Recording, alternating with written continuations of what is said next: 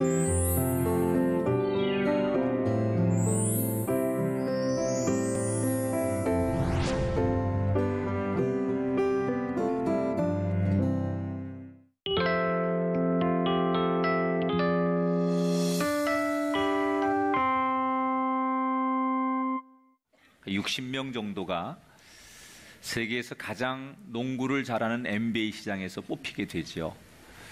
여러분 알다시피 NBA는 농구를 제일 잘하는 선수들이 모이는 곳이고 보통 평균 키가 2m가 넘습니다. 그런데 올해 화제가 되고 있는 최고의 선수를 꼽으라고 하면 아이제이아 토마스라고 하는 선수를 꼽게 됩니다. 평균 득점이 현재 9위입니다. 2012년, 2015년 올스타에 선정이 된 프로 6년차 되는 토마스라고 하는 선수. 왜 그가 화제가 되고 있느냐?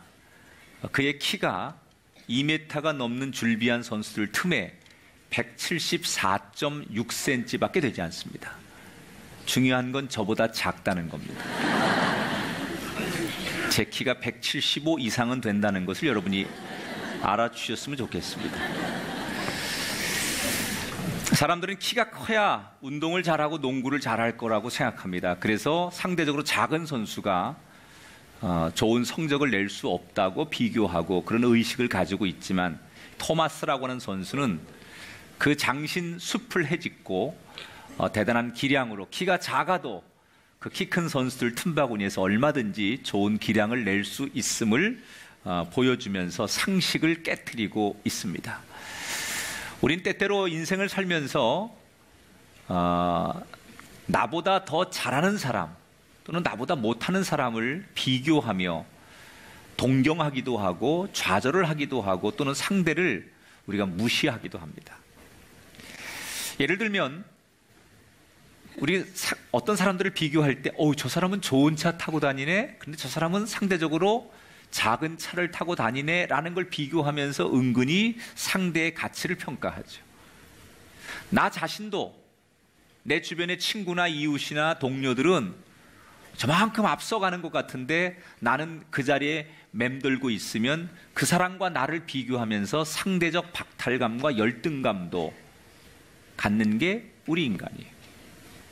그리스도인이라고 예외는 아닌 것 같아요.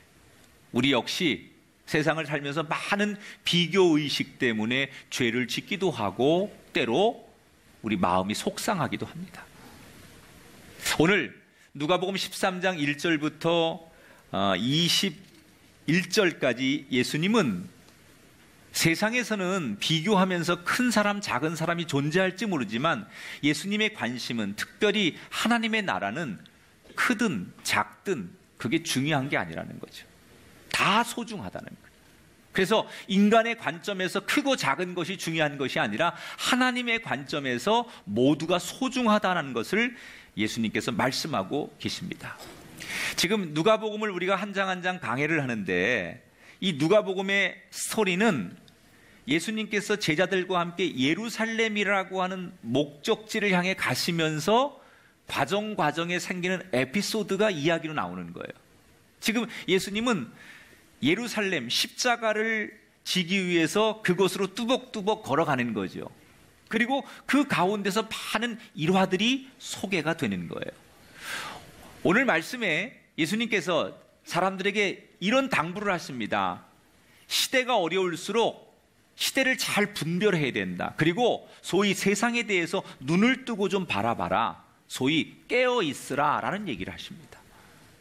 그러면서 56절에 12장 56절에 외식하는 자야 너희가 천지의 기상은 분간할 줄 알면서 어찌 이 시대는 분간하지 못하느냐. 2000년 전에 과학은 발달하지 않았지만 기상학이 발달했어요. 그래서 사람들이 날씨를 어떻게 예측해요? 구름을 보고 바람을 보고 날씨를 예측하고 비가 올지 뭐 어떨지를 잘 예측했는데 그게 굉장히 정확했다는 거예요. 그러니까 예수님께서 세상의 구름이나 바람 이런 걸 가지고 기상을 예측하고 그런 것을 이해하면서 어찌 이 땅에 하나님의 아들 메시아가 와서 세상을 구원하려고 하는 것은 구분하지 못하느냐. 영적으로도 깨어 있어라. 세상을 좀 바르게 보아라. 이런 얘기를 하시죠, 예수님께서. 이런 도전적인 가르침을 주는데 이 이야기를 들은 어떤 사람이 예수님의 이야기를 듣고 나서 막 달려와서 예수님께 질문을 합니다. 1절, 13장 1절에 어떤 질문을 하느냐. 그때 마침 두어 사람이 와서 빌라도가 어떤 갈릴리 사람들의 피를 그들의 제물에 섞은 일로 예수께 아뢰니, 이렇게 묻죠. 이게 무슨 얘기냐면, 선생님, 시대를 잘 해석하라고 하셨는데 궁금해서 묻습니다. 얼마 전에 빌라도라고 하는 군인이, 총독이 그 불쌍하고 힘없는 갈릴리 사람들을 종교적인 이유로 무참하게 죽였습니다. 이런 건 어떻게 해석해야 됩니까? 그 힘없고 가련하고 그저 착하기만 한 갈릴리 사람들이 그 총독에 의해서 무참하게 죽음을 당했는데 이 일을 어떻게 해석해야 됩니까? 이렇게 질문했어요. 자, 여러분, 모든 질문에는 질문자의 의도가 있어요. 말은 그럴싸해도 그 사람이 왜 그런 말을 하고 그 마음속에는 어떤 의도를 가지고 질문하는지를 봐야 되는데, 이 사람들이 지금 예수님께 질문하는 것은 순수한 의미에서 질문하는 게 아니라 사실은 복선이 깔려 있는 질문이에요. 어떤 거냐? 선생님, 세상에서 불행을 당한 사람은 이유가 있지 않겠습니까? 그 사람들이 괜히 그냥 죽음을 당하고 고난을 당한 게 아니라 소위 그 사람들이 무슨 죄가 있거나 하나님 보실 때 벌을 받을 만한 뭔가 마땅한 일을 했기 때문에 그런 징계와 고난과 불행한 일을 당하지 않았겠습니까? 이게 2000년 전에 유대 사회에 그들을 지배하고 있던 사상이에요. 사람들이 불행을 만나거나 죽음을 만나거나 어떤 어려움을 만나면 하나님께서 심판하시는 것이다. 소위 인과응보라고 하는 동양적 사고가 이 2000년 전에 유대 사회에도 있었어요. 그래서 이 질문자의 의도는 사실은 말로는 불쌍하게 사람들이 죽었습니다라고 하는 그런 말로는 그런 질문을 하지만 내심 그 사람들이 무슨 잘못이 있고 죄를 저질렀으니까 그런 고난과 죽음을 당했겠지요. 그 말은 살아있는 자기들은 그 사람들에 비하면 훨씬 더 훌륭한 인생을 사는 사람이라고 하는 우월의식도 표현되는 거예요. 여러분, 이 어처구니 없는 질문 앞에 예수님께서 대답할 가치도 없다고 생각하는데 그런 질문을 하는 사람들에게 바른 교훈을 주기 위해서 곧바로 비유로 대답을 하시죠. 어떤 비유를 들어주시느냐? 어떤 사람이 큰 과수원을 하나 가지고 있었다는 거예요. 그런데 이 사람이 그 과수원 한가운데 무화과 나무를 심었습니다. 여러분, 농부가 씨를 뿌리고 나무를 심을 때는 뭘 기대하는 거죠? 열매를 기대하는 거예요. 기대하니까 씨를 뿌리고 나무를 심는 거예요. 우리가 인생을 살면서 제일 잘못하고 있는 것 중에 하나가 뭐냐? 하나님이 우리에게 1년간 생명을 주시고 가정을 주시고 건강을 주시고 우리에게 일터와 생업을 주신 건 뭐냐? 우리에게 기대하시는 게 있는 거예요. 하나님이 저와 여러분, 우리 교회와 이 시대를 향해서 기대하는 것이 있는데 사람들은 하나님이 나한테 기대하는 게 뭔지를 모르고 자기를 위해서 열심히 살면서 돈, 성공, 명예, 그래서 하나님이 기대하는 열매가 아니라 내가 원하는 열매를 맺으려고 노력하는 거죠. 인간의 불행은 여기서 시작된다는 거예요. 하나님이 우리에게 기대하시는 게 있어요. 농부가 씨를 뿌리고 나무를 심을 때 열매를 기대하듯이 하나님이 우리 인생을 향하여 저와 여러분을 향해 기대하는 게 있는데 그 하나님의 기대와는 상관없이 내 생각, 내 계획대로 사는 거죠. 자, 이 과수원 주인이 기대만큼 열매를 맺지 못하는 그 나무를 기다리다가 1년, 2년, 3년이 지났는데도 나무가 열매를 못 맺는 거예요. 그 주인이 어느 날 그 관리인을 불러가지고 저거 몇 년 동안 열매도 맺지 못하는 저 나무 괜히 땅만 차지하고 그러니까 베어버리자 그랬습니다. 그랬더니 이 관리인이 주인의 눈치를 보면서 저한테 1년만 좀 맡겨주세요. 저놈이 열매를 못 맺는데 제가 1년 동안 한번 다시 잘 거름도 주고 관리해서 내년 이맘때쯤 열매를 한번 맺을 수 있도록 노력해 보겠습니다. 만약에 내년에도 열매를 못 맺으면 그때는 베어버리도록 하지요. 그러니까 주인이, 그 관리인이 자기가 책임을 져보겠다니까, 그래? 그러면 1년 기다려보지. 알았어. 그렇게 했다는 거예요. 자, 이걸 예수님께서 비유로 말씀해 주시는 거예요. 자, 그러면 여러분, 이 비유 속에 무화과 나무는 누구 덕에 산 겁니까? 자기가 잘나서? 자기가 열매를 맺고 자기가 뭔가 대단하기 때문에? 아니죠. 오직 주인과 관리자의 배려 때문에 살아남는 거예요.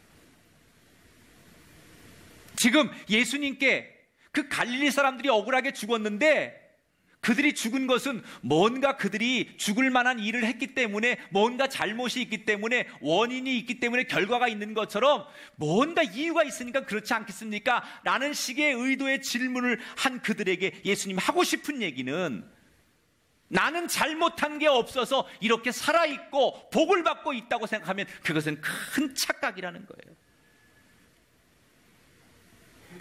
우리 동양 사상의 많은 사람들이 바로 이 인과응보, 오늘 우리 가운데도 내가 이렇게 1년을 아무 재난과 고난 없이 잘 지낸다고 하는 것은 하나님이 나를 어느 정도 인정하시는 거지, 우리 이렇게 착각합니다. 여러분, 그거 정말 착각입니다.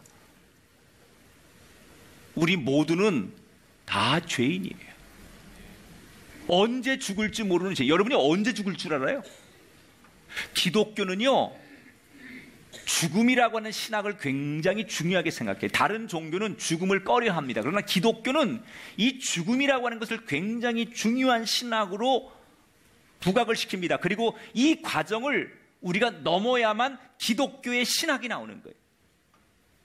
사람이 언제 죽을지 모르는데 죽어야만 부활이 되는 거고, 죽어야 새 생명이 나오는 건데, 인간은 죽음을 향해 가는 거예요. 여기 어떤 사람도 죽음을 피할 수 없잖아요. 그런데 사람이 잘 죽는 건 뭐냐? 하나님 앞에 우리가 가기 전에, 죽기 전에 죽음을 잘 준비한 사람이 잘 죽는 거예요.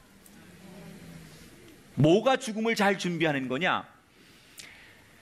내가 하나님 앞에 내 죄의 문제를 해결하면 죽음을 잘 준비하는 거예요. 만약에 내가 하나님 앞에 죄의 문제를 해결하지 못하고 어느 날 죽었다, 난 하나님을 모르고 하나님을 믿지 않고 죽었다, 그러면 그것은 심판의 자리에 가는 거예요. 그러나 내가 하나님을 믿고 죄의 문제를 해결하고 죽는다는 것은 하나님의 부르심, 쉼의 자리에 가는 거예요. 여러분, 언제든지 우리가 언제 부르실지 모르지만 우리의 죄의 문제를 해결하고 하나님의 살아계심을 인정하고 예수 그리스도가 나의 구주임을 고백하는 죽음을 준비하는 그리스도인이 되시길 축원합니다. 하나님은 누구를 정죄하시는 분이 아니에요. 어떤 이유 때문에 누구를 편애하시는 분이 아니에요. 우리 모두를 사랑하세요. 누군가의 불행을 보면서 저 사람들은 하나님 앞에 버림받은 사람이다, 이런 생각 절대 그리스도인이 가지면 안 된다는 거예요. 오히려 그런 사람을 보면서 나도 죄인인데, 나도 부족한 사람인데 하나님이 오늘 나 같은 사람을 살려주셨구나, 그래서 나를 돌아보며 겸손하고 내 죄를 회개할 줄 아는 기회로 삼으라는 거지.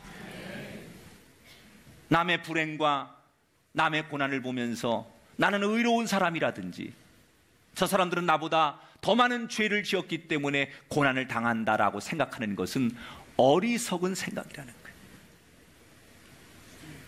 사람이 자기가 닥친 불행 자체도 고통이지만 제일 힘든 건요, 남들의 수군거림, 비난, 정죄, 비웃음.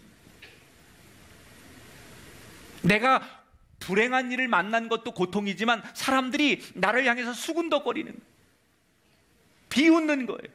그때 사람이 가장 큰 상처를 받는다는 거예요. 야, 저 사람 그럴 줄 알았어? 저 사람 사는 거 보니까 저렇게 어려운 일을 당할 줄 알았어. 그러면서 사람들이 그 사람의 불행에 대해서 저마다 자기들의 주관을 이야기할 때 그때 받는 상처가 크다는 거예요. 그런데 우리 하나님은, 하나님의 나라는 그렇게 세상 사람들의 시선으로 우리를 보지 않는다는 거죠. 여러분 혹시 세상 사람들의 비웃음, 세상 사람들의 비난, 세상 사람들의 평가 때문에 괴로운 인생들이 계시다면, 사람의 시선이 아니라 누구도 비교하지 않고 여전히 우리를 사랑하시는 그 주님의 넓은 품에 여러분 인생이 안기게 되시길 주의 이름으로 축원합니다. 예수님께서 이런 이야기 하나를 마무리하시고 며칠이 지나 안식일이 되셨어요. 안식일은 우리처럼 이렇게 이제 모여 예배하는 날이죠.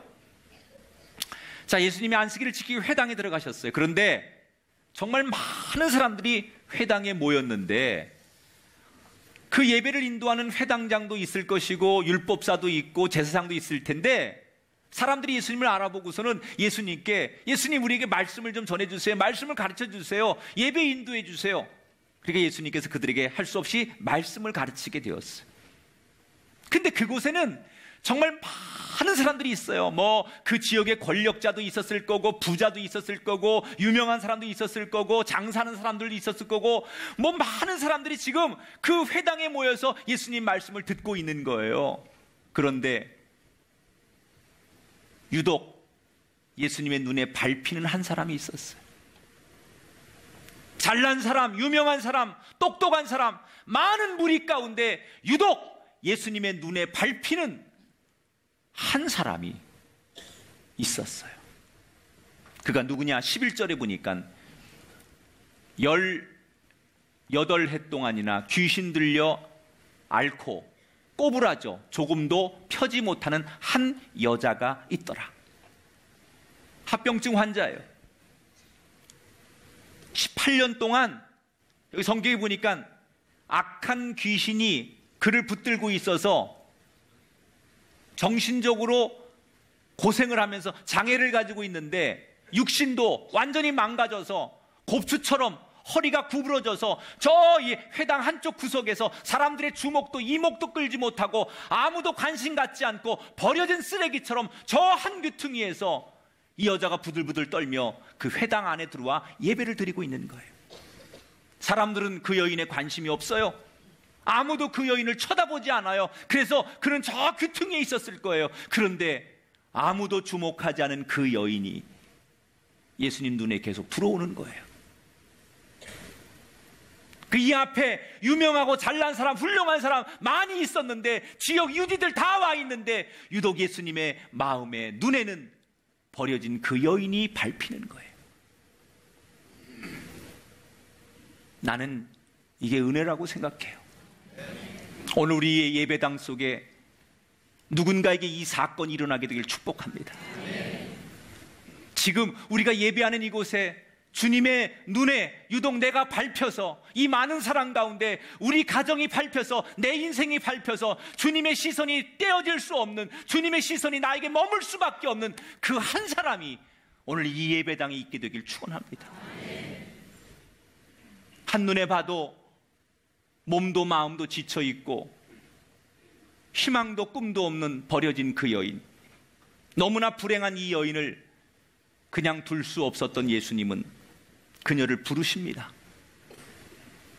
그리고 사람들이 보는 앞에서 그녀에게 안수를 하시죠.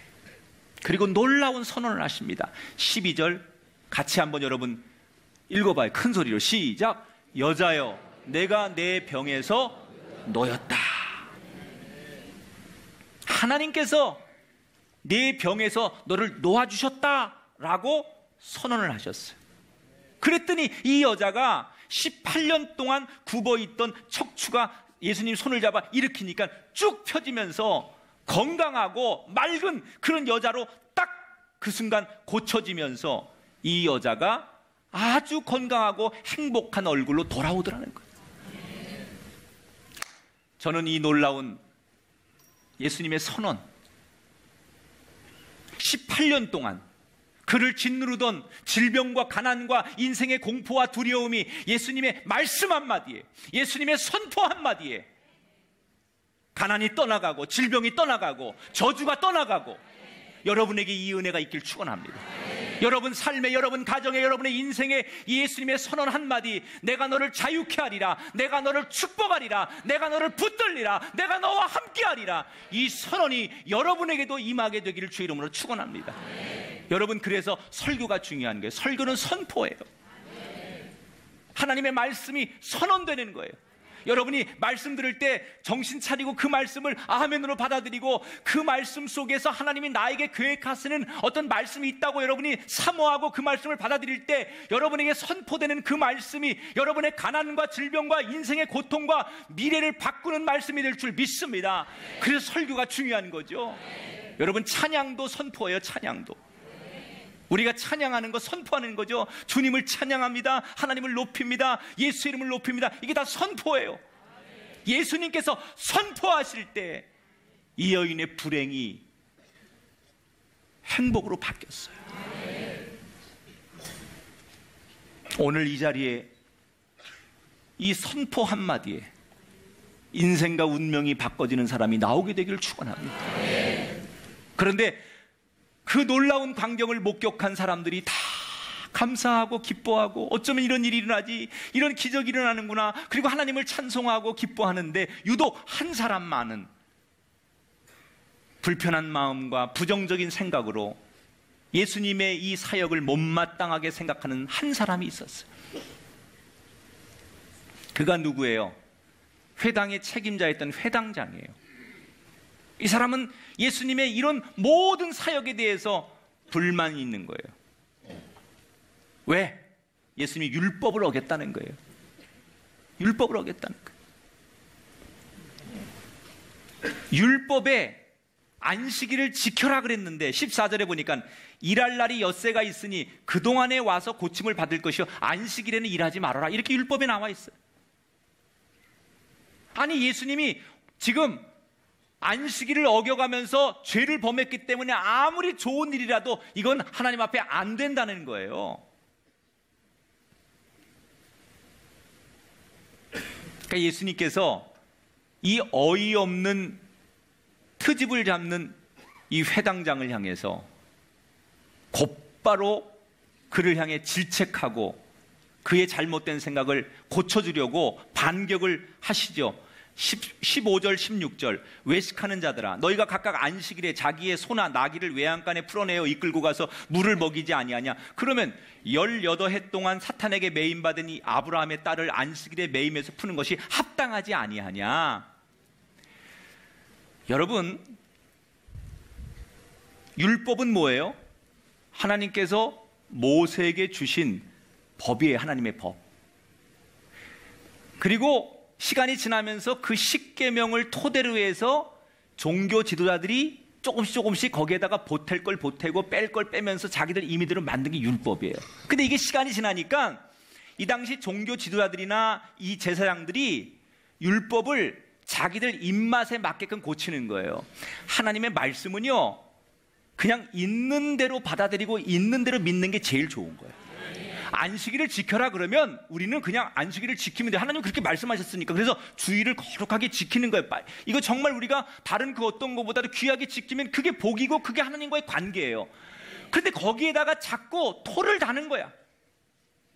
물론 처음에는 잘하려고 하는 의도에서 율법을 만드는 건데, 안식일을 지켜라 그랬는데, 그럼 안식일을 잘 지키려면 무슨 음식은 먹으면 안 되고, 무슨 색깔의 옷은 입으면 안 되고, 누구는 만나면 안 되고, 어떤 무슨 액세서리는 하면 안 되고, 이렇게 자꾸 규칙을 만드는 거예요. 그러다 보니까 안식일을 지켜라라고 하는 하나님의 말씀 한마디에 자꾸 사람들이 토를 다는 거죠. 이건 하면 안 되고. 그러다 보니까 수백 가지의 안식일을 잘 지키기 위한 율법들이 나왔을 거 아니에요. 그 중에 하나가 뭐냐? 조항 중에 이런 게 있는 거예요. 안식일 날은 일하면 안 된다. 그런데 이 사람들이 가축들을 키우는데 안식일 날 가축들이 물 안 먹고 음식 안 먹을 수 없잖아요. 그런데 이걸 데리고 가서 가축들한테 먹이를 주고 물을 먹이는 것도 노동이고 일이니까 율법에 어긋난다는 거예요. 그래서 이 사람들이 머리를 짜내기를 어떻게 짜냈느냐? 묶여있는, 우리에 있는 그 가축들을, 그 묶은 거를 고삐를 풀어주고 그 우리의 문을 열어주면 지들이 나가서 산책하다가 알아서 물을 먹고 알아서 풀을 뜯어먹는 건 괜찮다 이거야. 그런데 사람이 아무리 아파도 와서 고침을 받거나 그 사람을 고쳐주는 일은 이건 노동하는 거와 같은 거니까 절대로 하면 안 된다. 이렇게 규칙을 정해놓은 거예요. 가축한테는 관대하고 사람에게는 아주 엄격하게 율법을 적용한 거예요. 그러니 예수님께서 지금 이 18년 된 불쌍한 여인을 고친 거에 대해서 이렇게 아름다운 동기와 결과에 대해서는 관심 없고 율법을 어긴 것 때문에 예수님께 시비를 거는 거예요.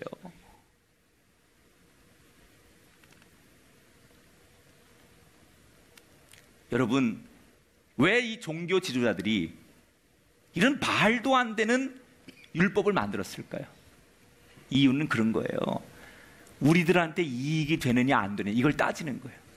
가축들은 자기들한테 고기나 우유 이로운 것을 주는 반면에 저런 버림받은 환자, 약한 사람, 별 볼 일 없는 사람은 아무 도움이 되지 않는 거예요.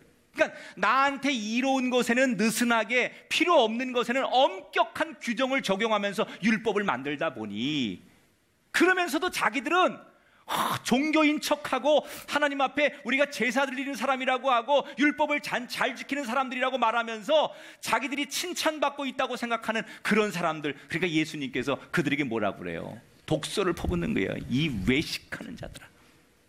이거 요즘 말로 바꾸면, 해석하면 이 잡것들아. 확 거시기 해버릴래 그냥. 뭐 그런 얘기 아니에요? 응?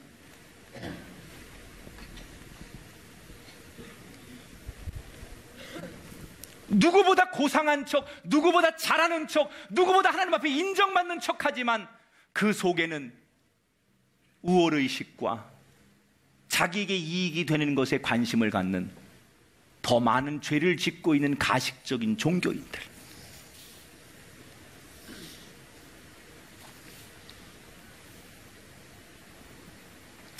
하나님의 나라는 그렇지 않아요. 하나님은 공감하시는 분이에요. 아픔을 공감하는 분이에요. 있는 그대로를 받아주시는 분이에요.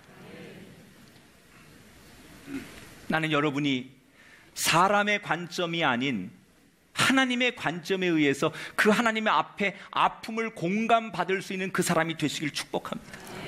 사람들로부터 자꾸 종교적으로 차별을 받거나 세상에서 차별을 받는 분이 계십니까? 여러분의 인생이 하나님께 붙들리게 되길 바랍니다. 사람의 시선이 아니라 하나님의 시선에 머물게 되기를 주의 이름으로 축원합니다.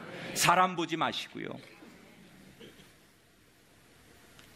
예수님께 나오세요.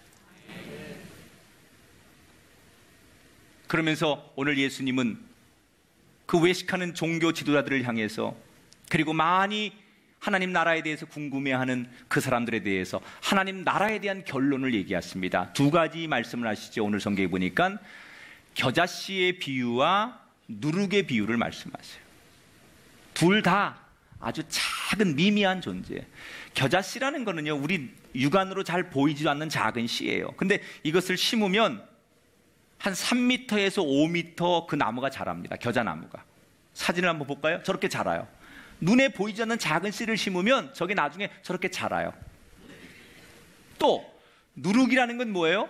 발효시키는 데 쓰는 재료잖아요. 오늘 성경에 보니까 밀가루, 서말, 이 서말은 우리식으로 지금 환산하면 한 22리터 정도 됩니다. 많은 사람들이 공동으로 먹으려고 밀가루를 이렇게 지금 준비했는데, 반죽을 했는데 이걸 그냥 할 수 없으니까 거기다 누룩을 집어넣으니까 이게 발효돼서 부풀러가지고 더 많은 사람들이 빵을 만들어 먹게 되는 일. 자, 예수님이 하나님 나라는 겨자씨와 같고 누룩과 같다라고 말씀하셨어요. 왜 이 말씀을 하신 거냐? 하나님 나라는 아주 미미하고 작지만 보잘것없지만, 하나님의 나라는 그런 것들이 존중받고 그런 것들이 쓰임받아서 큰 하나님의 나라를 만든다는 거예요. 우리 인생을 살면서 세상에서 내가 누구처럼 큰 사람, 능력 있는 사람, 존귀한 사람, 쓰임받을 수 있는 조건과 환경을 가져야만 내가 쓰임받는다고 생각합니다. 그건 세상의 논리입니다. 그런데 하나님의 나라는, 하나님은 세상 사람들의 가치로 보면 겨자씨처럼 볼품도 없고 누룩처럼 존재 가치도 없는 사람이지만 그런 작은 사람들을 붙들어서 그들을 쓰시고 축복하셔서 자라게 하셔서 하나님의 나라를 만드는 게 하나님의 관심이라는 거예요. 우리는 하나님의 나라 그러면 이게 하나님의 나라가 천국 아닙니까? 우린 천국을 우리가 죽어서 가는 곳으로만 생각해요. 물론 우리가 우리의 영혼이 죽으면 하나님 나라에 거하는 것 맞습니다. 그런데 많은 분들이 착각하는 건 천국은 엄밀히 말하면 하나님이 통치하는 나라가 천국인 거예요. 그래서 우리가 이 땅에서 천국을 경험할 수 있는 거예요. 여러분 가정이 여러분이 통치하고 여러분이 다스리고 여러분 멋대로 하는 가정이 아니라 하나님이 통치하고 하나님이 주인되고 하나님이 다스리는 가정이 되면 여러분의 가정이 천국이 되는 거예요. 여러분이 일하는 일터가 이 세상적인 논리로 내가 뭔가를 해보겠다고 사람이 주장하고 사람이 통치하는 가정과 일터와 나라가 아니라 하나님이 다스리고 하나님이 통치하고 하나님이 지배하고 하나님이 역사하면 그곳이 바로 천국인 거예요. 우리는 내 인생 내 거라고 생각하고 내 자식들 내 자식이라고 생각하고 내가 통치하려고 하죠. 내가 하는 사업이니까 내 마음대로 하려고 하죠. 그건 세상이 통치하는 거죠. 사람이 통치하는 거죠. 세상의 법이 통치하는 거죠. 그런데 하나님이 다스리고 하나님이 통치하는 것, 그걸 천국이라고 하는 거예요. 천국 가면 사탄이 통치하지 않아요. 여러분, 마귀가 통치하는 곳이 지옥 아닙니까? 흑암의 영이 통치하는 곳이 지옥 아닙니까? 그런데 하나님이 다스리고 하나님이 통치하면 그게 천국이에요. 여러분이 죽어서만 천국 가지 마시고 이 땅에 사는 동안 여러분의 가정과 인생과 삶의 자리에 하나님이 통치하셔서 천국을 경험하게 되길 주의 이름으로 축원합니다. 날마다 우리가 섬기는 교회와 내가 살아가는 이 땅이 하나님이 통치하는 나라가 되어서 이 땅이 천국 되는 것, 이것이 우리의 기도의 제목이 되어야 돼요.